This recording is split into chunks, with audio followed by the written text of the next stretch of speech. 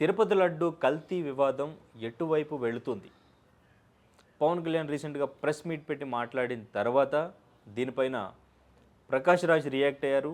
Even Karthi మీద కూడా Pawan Kalyan serious అయ్యారు. సో కార్తీ కూడా రియాక్ట్ అయ్యారు. దీన్ని జాతీయ స్థాయిలో వివాదం చేస్తున్నారు అంటూ కొన్ని కామెంట్స్ వినిపిస్తూ ఉన్నాయి. బట్ ఇది అంటే పవన్ కళ్యాణ్ పర్సనల్గా తీసుకొని మాట్లాడుతున్నారు అని కొన్ని కామెంట్స్ వినిపిస్తూ ఉన్నాయి. అసలు ఇందులో ఏది కరెక్ట్, ఏది నిజం మాట్లాడదాం. మనతో పాటు ప్రముఖ నిర్మాత చిట్టిబాబు గారు ఉన్నారు. సార్ నమస్తే.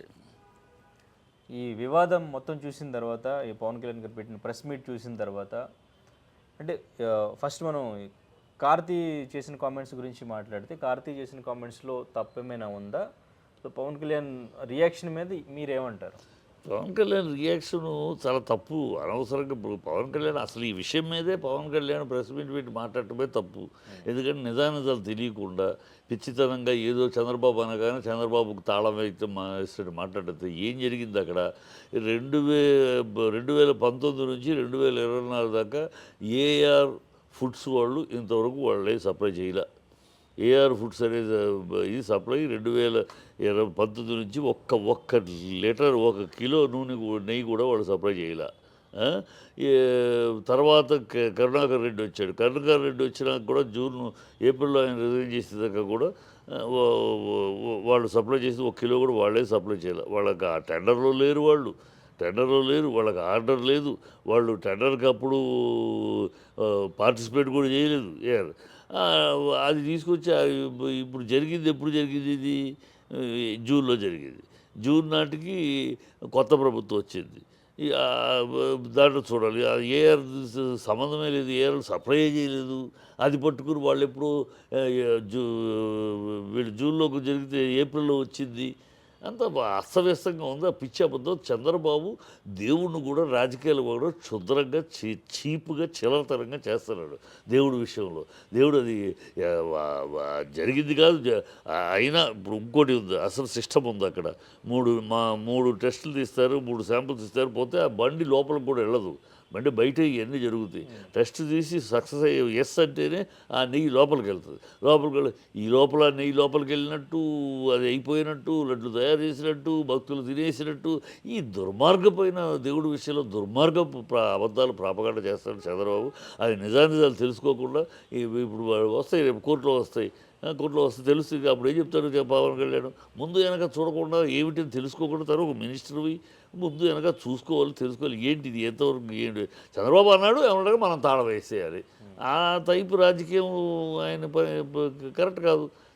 చంద్రబాబు ఏమంటే దానికి మనం తాళం అంటే ఎట్లా? నిన్న కార్తీ కామెంట్ చేసింది, అంటే లడ్డు విషయం ఇప్పుడు చాలా సెన్సిటివ్ మ్యాటర్, దాని గురించి ఇప్పుడు నేను మాట్లాడను అని ఆయన దాని మీద రియాక్ట్ అయ్యారు.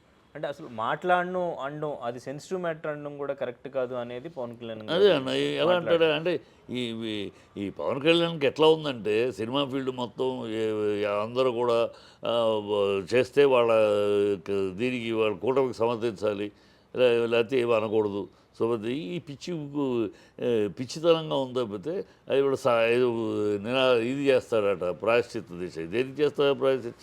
నువ్వు నిజంగా మనిషి అయితే, నిజంగా నువ్వు మాటకి నీతి నిజాయితీ రాజకీయాలు చేసేవాడు అయితే, నువ్వు నిజంగా నీ మాటకు కట్టుబడి ఉండేవాడు అయితే, నువ్వు ప్రాయశ్చిత్త దీక్షను, పాప పరిహార దీక్ష దేనికి చేయాలంటే, నువ్వు 32,000 మంది అమ్మాయిలు తప్పిపోయారు నాకు ఒక ఆఫీసరు చెప్పాడు అనే పచ్చాబద్ధాన్ని సిగ్గు లేకుండా పచ్చాబద్ధాన్ని ప్రజల్లో చెప్పి మాట్లాడి ఓట్లు సంపాదించి ఇవాళ అది తప్పు అని పచ్చి అబద్ధం అని పార్లమెంట్లో తేల్చిన తర్వాత దానికి క్షమాపణ చెప్పాలి. దానికి నువ్వు ప్రాయశ్చిత్త దీక్ష చేయాలి.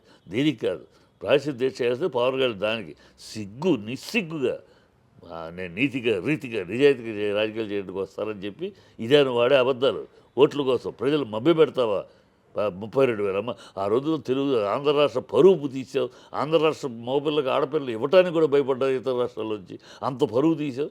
అంత సిగ్గులేని మాట, పచ్చి అబద్ధాన్ని మాట్లాడేసి తప్పు వాళ్ళు తేలినాక ఇప్పుడు దానికి ఏదో వంకలు అలా అనలేదు, వాళ్ళు ఇలా అన్నారు. ఈ పిచ్చి వాళ్ళు దానికి క్షమాపణ చెప్పాలి. ఆఫీసర్ నీకు చెప్పిన ఆఫీసర్ వాడు ఇప్పుడైనా బయట పెట్టు, ఇప్పుడైనా ఆ పేరు బయట పెట్టు. ఎందుకు పెట్టవు చెప్పు?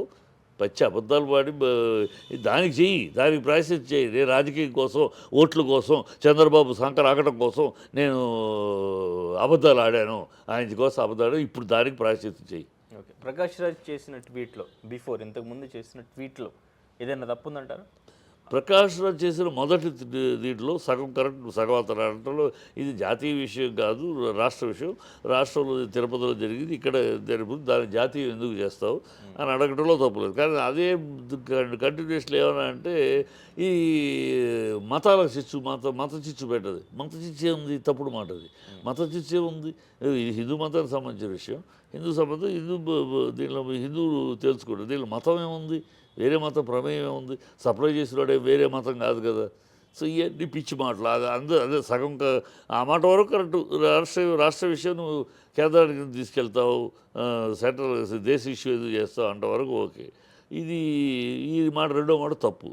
తర్వాత అతను మాట్లాడే దాంట్లో పవన్ కళ్యాణ్ విషయం, పవన్ కళ్యాణ్ ప్రెస్ మీట్ పెట్టి దీన్ని ఏదో పెద్ద నిజానిజాలు తెలియకుండా ఏమి జరిగింది, ఏమిటి ఆవేశం, ఆలోచన తక్కువ, ఆవేశం ఎక్కువ.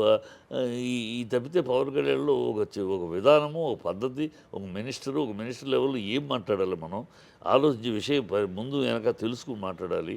మనం ఒక మాట మాట్లాడితే అది ప్రజల్లోకి ఒక ఆధారంగా వెళ్తుంది. అవన్నీ ఉండాలి. డిప్యూటీ ప్రైమ్ మినిస్టర్ ఉండి అది ఏమిటి అసలు సపరేట్ చంద్రబాబు రాజకీయంగా దాన్ని వాడటానికి వాడాడని నిజమా? దాంట్లో నిజమే ఉంది. నువ్వు చంద్రబాబుకి ఎదుర్కొన్న మాట్లాడితే సైలెంట్గా ఉండు. నువ్వు దాన్ని ఎందుకు, ఆ అబద్ధాన్ని నువ్వెందుకు ప్రమోట్ చేస్తున్నావు? నీలో నీతి ఉంటే అది ఎందుకు చేస్తావు? నువ్వు ప్రమోట్ చేస్తావు ఎందుకు? అది ఏఆర్ ఫుడ్స్ అనేవాళ్ళు 2019 నుంచి 24 దాకా ఒక్క లారీ కూడా సప్లై చేయలే. ఈయన కరుణాకర్ రెడ్డి వచ్చినాక 2023 ఏప్రిల్ నుంచి ఇప్పుడు వచ్చినాక కరుణాకర్ రెడ్డి 24లో రిజైన్ చేశారు. ఈ 1 ఇయర్లో కూడా వాళ్ళు సప్లై లేదు. వాళ్ళది అసలు దీంట్లో లేరు, టెండర్లో వాళ్ళ పార్టిసిపేట్ చేయలేదు, వాళ్ళకి ఎలాంటి ఆర్డర్లు లేవు. వాళ్ళు సప్లై చేశారు అంటే ఎప్పుడో ఏప్రిల్లో, సరే జూన్లో వచ్చింది, మీ గవర్నమెంట్ ఏర్పడినాక వచ్చింది. జూన్లో వస్తే దాన్ని వెనక్కి పంపించేస్తారు.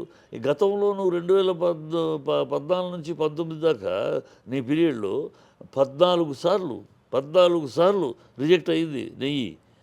ఆ తర్వాత వైఎస్ఆర్సీపీ విధానంలో 19 సార్లు రిజెక్ట్ అయింది, 18 సార్లు రిజెక్ట్ అయింది. మొత్తం 42 సార్లు ఈ 10 ఏళ్లలో టెస్టులు చేయటం, రిజెక్ట్ చేసి పంపించడం. టెస్టులు ఫెయిల్ అయితే రిజెక్ట్ చేసి పంపించేస్తారు. అది ఫెయిల్ అయిన నెయ్యి దాంట్లో వెళ్ళదు కదా, దాంట్లో ఎలా వెళ్తుంది? వెళ్ళదు. అసలు ఆ సిస్టమే లేదు. ఇంత బ్రహ్మాండమైన సిస్టమ్ మన తిరుపతి దేవస్థానంలో ఉంది. బ్రహ్మాండమైన సిస్టమ్ ఏ దేవస్థానానికి లేదు. ఇంత స్ట్రాంగ్గా ఇది ఎన్డీఈడి ఇది రావాలి, వస్తేనే కార్ ఎంట్రీ, లోపలికి వ్యాన్ ఎంట్రీ. వచ్చినాక 3 శాంపుల్స్ తీస్తారు. ఆ 3 సక్సెస్ అయితేనే ఆ వ్యాన్ నెయ్యి లోపలికి వెళ్తుంది, లేకపోతే బయట నుంచి బయటికి వెళ్ళిపోతుంది.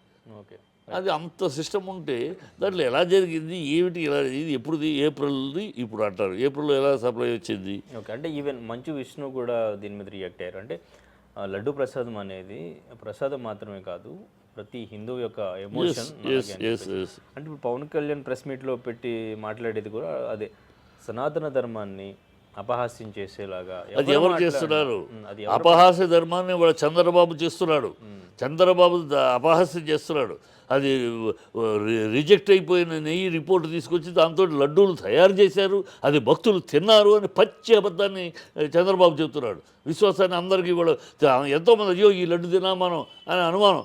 లేనిపోని దాన్ని అక్కడ టెస్ట్ చేసినాకే వెళ్తుంది లోపలికి. టెస్ట్ చేసినాక దాంట్లో ఉంటే అది లోపలికి వెళ్ళదు నెయ్యి. That is the system. అంటే ఆ చెడు వ్యాన్ ఏదైనా చెడు రిపోర్ట్ ఉన్న వ్యాన్ ఉంటే ఆ వ్యాన్ లోపలికి వెళ్ళలేదు. ఈ చంద్రబాబు ఎంతటి అబద్ధాన్ని ప్రమోట్ చేస్తున్నాడు. తప్పుడు నెయ్యి వెళ్ళిపోయినట్టు, వంటశాలలోకి వెళ్ళినట్టు, లడ్డూలు దాంతో తయారు చేసినట్టు, అది భక్తులందరూ తినేసినట్టు ఈ చెత్త సనాతన ధర్మాన్ని అపకీర్తి తీసుకొస్తున్నాడు చంద్రబాబు. భగవంతుడు క్షమించాడు చంద్రబాబుని. ఇతడు గతంలో ఒకసారి బతికించాడు చంద్రబాబుని, ఈసారి మాత్రం అలాంటి క్షమించాడు అతను. ఇంతటి ద్రోహమా? రాజకీయం కోసం ఇంత చిల్లరతంగా ఇంత దిగజారుడు ద్రోహమా దేవుడికి? అది క్లీన్ సిస్టమ్. అది అక్కడ రిజెక్ట్ అయితే లోపలికి వెళ్ళదు. ఇవన్నీ టెస్టులు బయట లోపల టెస్ట్ వచ్చినాక ఎస్ అంటేనే లారీ లోపలికి వెళ్ళదు. అంత పగడబందీ సిస్టమ్ మన దేవస్థానంలో ఉంది. దాన్ని వక్రీకరించి ఇది ఎప్పుడు ఏప్రిల్ రిపోర్ట్ అని సరే జూన్లో వచ్చింది నీ దగ్గరికి. జూలై 12 ఎప్పుడు వచ్చింది రిపోర్టు. అది వచ్చింది. అది జూలై 12లో వచ్చినప్పుడు అప్పుడు కదా నువ్వు ఈ యాక్షన్ తీసుకోవాలి ఇమీడియట్గా. అక్టోబర్ దాకా ఏం చేసావు అంటే దాన్ని చూసుకుని దీన్ని ఎలా వాడాలి, దీన్ని ఎలా ఇమీడియట్గా యాక్షన్ తీసుకుని చేయటం కాదు, దీన్ని ఎలా వాడాలి, మన రాజకీయంగా ఎలా లబ్ధి పొందాలి టైం తీసుకుని. ఇప్పుడు అందరూ సూపర్ 6 ఏమైంది, వైజాగ్ స్టీల్ ప్లాంట్ ఏమవుతుంది, స్పెషల్ స్టేషన్ గురించి ఆడ మా నోరు మెదపరెడ్డి ఇవన్నీ అడుగుతున్నారు. ఈ అడుగుతా అంటే వీటి నుంచి డైవర్ట్ చేయడానికి దేవుడిని తీసుకున్నాడు. డైవర్ట్ చేయడానికి ప్రజలు దేవుడిని తీసుకొచ్చి దేవుడిని బదనాం చేయటం. దేవుడు చాలా నీచమైన రాజకీయం చేస్తున్నాడు చంద్రబాబు. పవన్ కళ్యాణ్ ఆ మాత్రం తెలియలేకుండా ఆయన అన్నాడు, ఆయన తాళం, ఆయన చెయ్యి అంటే ఈయన దుయ్యి అంటాం తప్పితే చూడాలి, తెలుసుకోవాలి కదా విషయాలు. ఓకే, అంటే వైసీపీ నుంచి కూడా ఈయన పవన్ కళ్యాణ్ పర్సనల్గా ఇది ఒక ఎజెండా లాగా తీసుకుని మతపరమైన రాజకీయాలు చేస్తున్నారు అని కామెంట్స్ చేస్తున్నారు. అందులో నిజం ఉందంటారా? 100% నిజం ఉంది. ఈ మతపరంగా రాజకీయం చేయటానికి వ్యూహం జరుగుతుంది. ఈ పవన్ కళ్యాణ్ దీక్ష చేస్తాడు, ఇచ్చేస్తాడు. ఇది చాలా పరమ వీరభక్తుడు. నిన్నటిదాకా కమ్యూనిస్టు దేవుడు, కమ్యూనిస్టు బుధాలు వేసుకుని తిరిగినాడు. ఇవాళ గబుక్కున ఆయన యాగం గేగం చేసేసి కానీ పెద్ద దైవభక్తుడు, దైవభక్తుడు అన్నట్టు ఆయన ఒక పోజులు. దాన్ని అందువల్ల ఆయన దేవుడు హిందూ ధర్మం మీద పాటిస్తాడు. హిందూ ధర్మాన్ని హిందువులే మత కలవాళ్ళని సృష్టించిన వాడని ఇదే పవన్ కళ్యాణ్ తిట్టాడు హిందువులు. ఆ వీడియో కూడా ఉంది.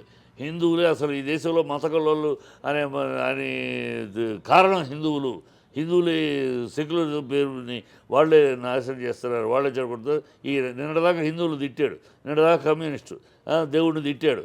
ఇవాళ ఏదో గొడ్డేసుకుని యాగము గేగము అంటూ ఉంటే ప్రజలు భ్రమ కల్పించేస్తాడు. ఆయన ఇప్పుడు చాలా పరిపూర్ణ దైవభక్తుడు అన్నట్టు. దైవభక్తుడు ఇవన్నీ ఈ వేషాలు ఎందుకు? నిజంగా ఉంటే నిజంగా సిన్సియర్గా చేస్తే చాలా ఈ అబద్ధాలు ఆడటం ఎందుకు? ఒక పక్క దేవుడు అంటాం ఎందుకు? దేవుడు యాగాలు ఎందుకు? మళ్ళీ పచ్చి అబద్ధాలు 32,000 అమ్మాయిలు మిస్ అయిపోయారు. ఈ పచ్చి అబద్ధాలు ఎందుకు? అంటే ఇండస్ట్రీ నుంచి కూడా ఎవరు దీని మీద మాట్లాడలేదనే ఆగ్రహం కూడా ఆయనలో కనిపిస్తుంది అంటున్నారు. ఎందుకు నిజంగానే అది కనిపిస్తుందా, లేదంటే అసలు ఇండస్ట్రీ నుంచి ఎందుకు మాట్లాడలేదు ఈ విషయం? కాదమ్మా, ప్రతిదీ ఇండస్ట్రీ నుంచి ఎందుకు మాట్లాడారమ్మా? తిరుపతి లడ్డు విషయం ఇది ఒక ఒక హిందూ మతానికి సంబంధించిన విషయం. దైవ భక్తులు వాళ్ళు ఉంటారు. వీళ్ళు ప్రతిదీ సినిమా అంటే ఇండస్ట్రీలో అందరూ హిందువులు ఉన్నారు కదా, ఉన్న ఏం పని దానికి ఇండస్ట్రీ నుంచి ఎక్కబడి మాట్లాడాల్సిన కరమైన ప్రతి విషయానికి ఎందుకు మాట్లాడాలి?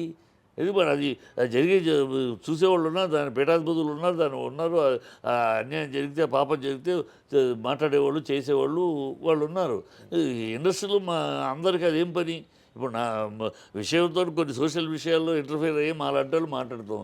అందరికీ ఏం అవసరం? అందరికీ మాట్లాడాలి, సినిమా వాడు మాట్లాడాలి. ఎందుకు మాట్లాడాలి ప్రధానికి? ఇది ఎందుకు మాట్లాడాలి సినిమా వాడు? అవసరం ఏంటి? అది తిరుపతికి సంబంధించి దేవస్థానాలు మాట్లాడాలి, దాని ఇన్ఛార్జీలుగా ఉన్నవాళ్ళు మాట్లాడాలి, పీఠాధిపతులు మాట్లాడాలి, స్వామీజీలు మాట్లాడాలి, హిందూ పెద్దలు మాట్లాడాలి. అంతే కదా ఆ విషయం. అది దానికి సంబంధించిన విషయం. అది వేరే సినిమా వాళ్ళు మాట్లాడాల్సిన విషయం వస్తే మాట్లాడతారు. అంటే ఈవెన్ ప్రకాష్ రాజ్ మళ్ళీ 30 తర్వాత నేను వస్తాడు మళ్ళీ. ఎటువైపు వెళ్తుంది అసలు? ఎటువైపు ప్రస్కారాలు ఏదో నోటి దోల ఏదో మాట్లాడుతూ ఉంటాడు. స్టాండర్డ్ లేని మనుషులు. వాడు నాస్తికుడు. వాడికి అసలు నాస్తికుడు కనుక ఇప్పుడు దొరికింది అడ్వాంటేజ్. ఈ నాస్తికుడు కదా దేవుడు లేడా, నేను నాస్తికు బాపతు కదా ఇదంతా. ఇది దొరికింది అడ్వాంటేజ్ దేవుడి విషయంలో, హిందూ విషయంలో. కనుక హిందూ మతంలో వీళ్ళు పెద్ద చెప్తూ ఉంటారు. దేవుడు అంటాడు, మరి ఆ దేవుడు ఏం చేస్తున్నాడు, ఆ దేవుడు ఇంత కల్లిది చేస్తాడు చూస్తూ ఉన్నాడా, ఇలాంటివి మాట్లాడతారు అంతే. ఇదంతా ఈ అవకాశం దొరికింది కనుక హిందూ మతమే దుమ్ము చేయటం తయారయ్యే బాపతులో ఒక బాపతు. ఫైనల్గా ఇప్పుడు అంటే ఎటువైపు తీసుకెళ్తున్నారు? ఎటువైపు వెళదామా? ఇది నిజం తెలుస్తుంది. సిట్ వేయకుండా హైకోర్టు కూడా అందరి బేబే విచారిస్తామంది. సుప్రీంకోర్టు విచారిస్తే అన్నీ తెలుస్తుంది. ఇది ఎప్పుడు జరిగింది, ఈ రిపోర్ట్ ఏనాటి రిపోర్టు, దేని తరపు రిపోర్టు, 2019కి ముందుదా తర్వాత, డేట్లు కూడా మార్చి 2019 నుంచి 24 దీన్ని ఇప్పటి దాకా ఒక్క లారీ కూడా ఏఆర్ ఫుడ్స్ నుంచి వెళ్ళాల. వీళ్ళు ఏఆర్ ఫుడ్స్ సర్టిఫికేట్లో జరిగింది అని చెప్తున్నారు. ఈ పచ్చి బ్లేటెంట్ బ్లఫ్. ఈ బ్లఫ్ను ప్రమోట్ చేస్తున్నాడు చంద్రబాబు తన ప్రజలను డైవర్ట్ చేయడానికి. అంత నీచపు రాజకీయం ఇంకెవరు చేయలేరు, చంద్రబాబు ఒక్కడే చేయగలడు. అంత నికృష్ట భ్రష్ట రాజకీయం. దేవుణ్ణి కూడా వాడేసుకుంటున్నాడు రాజకీయాలకి. తను కప్పిపుచ్చుకోవడానికి తన తప్పుల్ని ఈ ప్రజలు నిలదీస్తున్నారు ఎక్కడెక్కడ వాటిని కవర్ చేసుకోవడానికి ఎక్కడ 6 ఎక్కడ సూపర్ 6 ఎక్కడ మా పిల్లల చదువులకి 15,000 ఎక్కడ మాకు గ్యాస్ సిలిండర్లు ఎక్కడ మా ఆడవాళ్ళకి ఉచిత ప్రయాణం ఎక్కడ పడితే అక్కడ అడుగుతున్నారు. ఈయన అన్ని చెప్పారు కదా, అన్ని మాటలు చెప్పారు కదా, ఎక్కడ అని అడుగుతారు. ఇప్పుడు డబ్బులు లేవని ఇప్పుడు అంటారంటే మీకు ఎన్నికలప్పుడు తెలియదా? అప్పుడు మీరే మాట్లాడారు కదా ఖజానా ఖాళీ అని. అప్పుడు ఎలా ఇచ్చారు మాటలు, ఇవాళ ఎలా మాట్లాడతారు? మీ నాలుకే తాటి పట్టాన్ని ప్రజలు అడుగుతున్నారు కనుక అవి సమాధానం చెప్పలేక అటు డైవర్ట్ చేయడానికి ప్రజల్ని ఈ ఈ తప్పుడు ప్రచారం. Okay, right sir, thank you sir. నమస్తే.